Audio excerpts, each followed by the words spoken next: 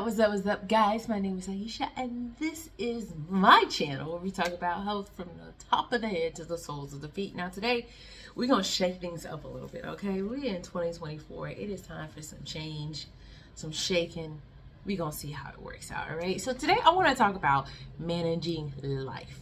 Just life stuff. And because I love my locks and I love fitness, that's what we're going to concentrate on today, is managing your expectations of both in your life. Okay. And so managing lock expectations, y'all, when I started my journey back in 2019, y'all, it was right before COVID. I wasn't even a year in, started my locks. I think I was about 6 months into my lock journey. And I've told y'all this before, I got the size locks I got because in the case of emergency, I would know how to interlock my own hair, and I wouldn't have, 600 locks that I had to do, which would drive me absolutely mad. So that was a big deal for me. And then, of course, the world shut down. So lucky me, I had learned how to do it and I understand how to do it. And now that it takes me twice as long as it does my loctician, I was able to do it and maintain my hair. But managing lock expectations, tip number one, know that it's going to take your hair a while to grow. Okay. Having locks is not this magic formula that helps your hair to grow, but it does help your hair to relax. You're not manipulating your hair. You're not playing in your hair. You're not doing all these styles of pulling and all this stuff in your hair. And for many people, that is a fantastic thing. So your hair is going to be able to breathe and it's going to be able to naturally flourish on its own, which is a beautiful thing. But you have to manage your expectations, because if you think that you're going to start off here and you're going to be down here in 2 years, that makes no sense, y'all. No sense at all. When I first got locks, I said, okay, I'm looking up all these people, as I'm sure many of us have done, right? We look up our favorite people or the ladies who have the locks that we want to have, and we're like, okay, what did they do? How did they do it? And oftentimes you'll see them say, okay, this was my 3-year journey. This is my 5-year journey. This is, my 1 year, my 6 year, my 10 year, whatever it is.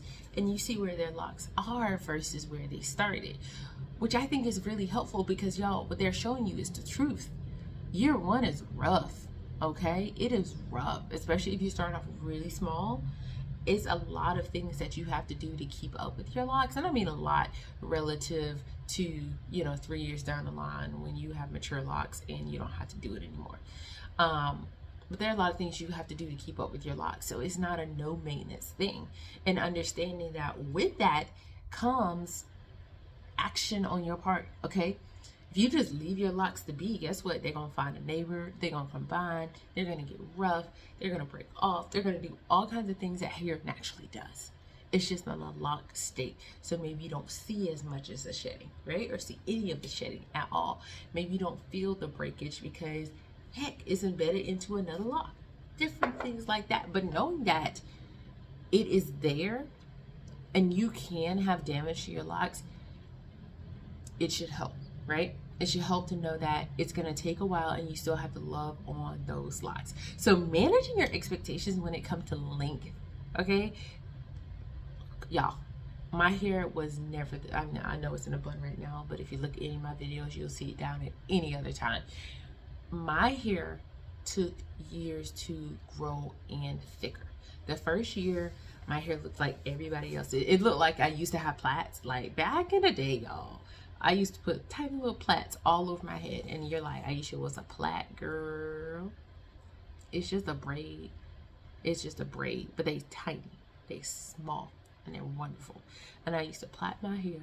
And that's what I did. And then keep during the summer. Keep it in for a few months. Take them all out. And do it all over again. Or I did like mini twists. But when I first got my locks, that's what it looked like. So I can see my scalp. Everything is there. It's a little fuzzy. And for me, that was okay. I knew that there are different stages of the lock journey. And I knew that that was going to be my beginning stage. And so before I even got locks, I cut off my hair the year before, because I did not want to start with super long hair, because I did not want to pay the money. And that is purely the only reason. Y'all, that is the only reason. So financially, you're like, oh, this is way too much. How can I make this more affordable? Chop your hair. And I know you start off shorter or whatever, but you know what? By the time you get to a bob, your hair is going to be thick and thriving, okay? And then you keep getting longer and longer and longer, all right? So managing your timeline, I would say the first year, just we roughing it, okay? Second year, we're still roughing it some more, but it's starting to get a little bit better. You're starting to understand your hair a lot more.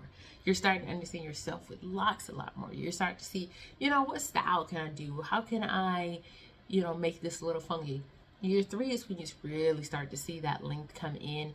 Year 4, you're like, oh my gosh, my hair is legit growing. Legit. And if you don't believe it, look at your pictures, because I know that a lot of women suffer from shrinkage, right?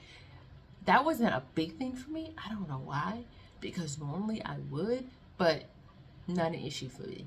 My kiddo, like, she got shrinkage like nobody's business in a lock. And it's just different hair textures, different way your hair reacts to locks. But y'all, give it time. Now, I will say this. If you're in year 4 and 5 and it still looks like you're like a couple of inches from where you started, maybe it's time to rethink things. I did have one friend who had a friend, right? She wasn't my friend, but she had had her locks for like 4 years, y'all, and it looked like her hair grew an inch. And she was just like, I don't know what to do. Like, it wasn't thickening like she thought it would, and the length just wasn't there. She had colored her hair, but that usually wasn't a big deal. So, y'all, it still remains a mystery as why her hair grew so slowly, like oddly slow. Like, even if you had loose natural hair, this is painfully slow. And sometimes it does that. So you cannot predict. You cannot predict where your hair is going to be. But you need to understand that it will grow, which is going to take some time. So manage your expectations. Do not look for 5-year results in year 2. It ain't going to happen, Cat. Okay? Unless you got some miracle grow, which I'm pretty sure it used to be a grease. Miracle grow, hair, magic, something going on in your hair, just like Rapunzel, it just falls down. Other than that, y'all, it ain't gonna happen. Okay, so managing your expectation, also managing your expectations on maintenance. Okay, so we got length first, now we got maintenance. Y'all, these are not free form locks. We not just in here letting our hair be free. Okay, you have to maintain your locks, especially them being so small, because y'all, we don't have a whole bunch of hair holding those locks in. We have, like, you know, some strands holding these locks in, especially some people out here who got 600-700 locks. It's like 4 strands of hair one lock. Okay, so you have to have a schedule for retightenings. You have to clean your hair. Okay, don't go around with funky smelling hair. You have to clean your hair. Now, there's always a debate on how we clean our hair, how long we should go between cleaning our hair, and yada, yada, yada. Do what works best for you, right? If you feel like your hair is funky after 2 weeks, wash your hair. If you feel like your hair is super oily and you have to wash it more often because you feel icky, wash it more often. If you have super dry hair and you're like, if I wash it more than once a month, my scalp will be on fire from itchiness because it's so dry. Yeah, do what you gotta do. Do what you gotta do. For me, my loctician washes my hair, which, y'all, like, every time she do it, I just want to sit and close my eyes and fall asleep. It just feels so good. It's like a scalp massage. And she don't even give massages. It's just, it feels so wonderful. So every 4 weeks, I will get my hair washed. And usually if I wash it in between, it's because of 1, I feel like it's icky, which I just mentioned. Or 2, I'm going to the beach or the pool, or I have to wash my hair. Okay?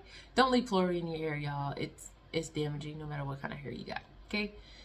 Yes. All right. So managing your expectations on maintenance, you're going to want to keep up with that. You're going to want to make sure that if you have an itchy scalp, you get the sprays that help with that. Y'all, I don't use a lot of product in my locks. Some rose water, some anti-itch spray, which could be like peppermint or some tea tree oil if that doesn't dry your scalp too much. And then my loctician puts oil on my hair after she's done with it, and so that it can seep back in to give it some moisture, because washing your hair will strip it of some moisture. Just because it's locked doesn't mean you want dry stuff. Okay, y'all? Your hair is not supposed to be dry. Not supposed to be dry. So if it is sucking up moisture, again, my kiddo, her hair does. That's what it does. It just, that moisture is right there. It sucks it on up, and we have to constantly be on top of it because that's just how her hair is, and that's okay. Versus me, once again, maybe every 4 weeks, every once in a while. Like, I think 2 days ago, I put some oil on my hair because it's been 4 weeks, and I go see her in 5th week this month. That's why. That's the only reason why. So I want you to, in 2024, in this year, in this lifetime, I want you to think about, if you have locks, if you're getting locks, if you had them for a long time, managing your expectations on the growth and managing your expectations on the maintenance, because those are going to be two big things. Don't get frustrated if your hair doesn't grow as long as you want to in the first 2 years. It's coming. It's coming. In some kind of form, it's coming. And y'all take care of your hair, okay? Take care of your hair. Take care of your body. That's what we're going to do. That's what we're going to do. All right? Now, second part, managing your fitness expectations. I have been in the fitness industry almost 17 years, y'all. And it doesn't matter how many articles come out. It doesn't matter how many people sponsor this weight loss program, blah, blah, blah, blah, blah. It will always be that people want to lose weight very, very, very quickly. And they want to see results after a workout. That is just life. That is human nature. I don't see it ever changing, but we can manage our expectations, right? When I started a program, yeah, I want to see results, but I understand that it didn't take me 2 days to gain this weight. It didn't take me 2 days not working out to feel weak. It took me a long time, okay? Over the course of how many months, years, whatever it is. So when I'm going into a program, I'm like, okay, it's going to take me a while to get this off. It's going to take me a while to build up those habits. 21 days for a habit? Yeah. No. 6 months to build a habit? Yes. And then you keep it going. Try something for 6 months. Because like I always say, the time is going to pass no matter what you do. You might as well make it pass doing the things you want to do.